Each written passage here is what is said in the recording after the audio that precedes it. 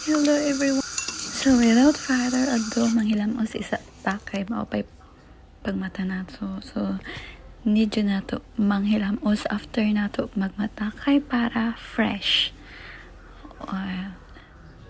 Mag-take the vitamins. Kung unsa nga vitamins, vitamin C or unsa nga mga supplements, mag-take jud ta kay dili kaya sa atong foods nga gikaon ang atong mga ang nutrients. So need tang mag-vitamins. So take the vitamin C og syempre dapat dungano na to ang atong supplements para mag-work silang tanan. So ganin nga very harmony nagatik jud ko ani mga 1 year na kapin. Kay if dili ko nakatik ani kay mura ko himuaan nga maldita basta na ko'y hormonal imbalance. So kung mag-take ko ani niya okay ko, good mood, ingana. So need yun ako mag-take ani niya.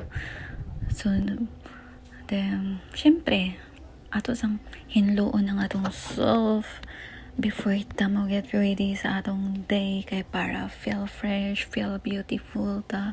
Kung nakay makeup, mag-makeup ka para maboost imong confidence, not confident, maboost imong confidence o feel fresh, feel guwapa, dili ka ma-insecure kay guwapa man ka kay nag-makeup. So dili man dyan nato na ikalimod no kung mag-makeup ka or magpagwapak ka is feel ni mo gwapa jud ka, confident ka nga makipag-atubang sa mga people because kapag gwapak ka. So kung dili ka magpagwapa, dili ka confident makipag-atubang sa people, dili ka so need na to nga mag-retouch ta yan na. Bisan kung naarata sa balay, need na to mag-retouch para feeling na to gwapa ta, charot. Kung feel na to gwapa ta, good mood ta, diba? So need na to nga magpagwapa. So kani siya nga contour, ako din siya napalit sa TikTok shop, sa TikTok. So naapo niya, available po niya sa akong TikTok shop ang kani nga contour. So dali ra very light retouching ra siya para po mo tas kuno yata ang flatness char. Pero marag dili dyan niya kaya akong nose, pero at least na siya kamay na contour. So ingana dapat lagi tayong pretty para confident. Ingana ra. So ayan. So nakay ka retouch para feeling new, bagong tao ka everyday. Ingana ra. And then nakay kuan pangutang saan man akong dili nimo gamiton, di ba? Talag saraman sad putang mo gawas. So ato na lang gamiton atong mga pang makeup diri sa sulod sa balay.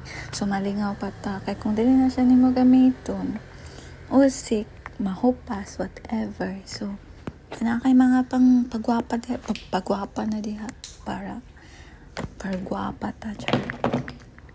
O daghan sa tang madu sa ato ang daily life pag feel nato gwapa ta dyan. Ngano ka nga dito na to magpagwapa niya. Ingon nila, gwapa na daw to. Ay, whatever. Basta ganahan lang dito ang magpagwapa. Go for it.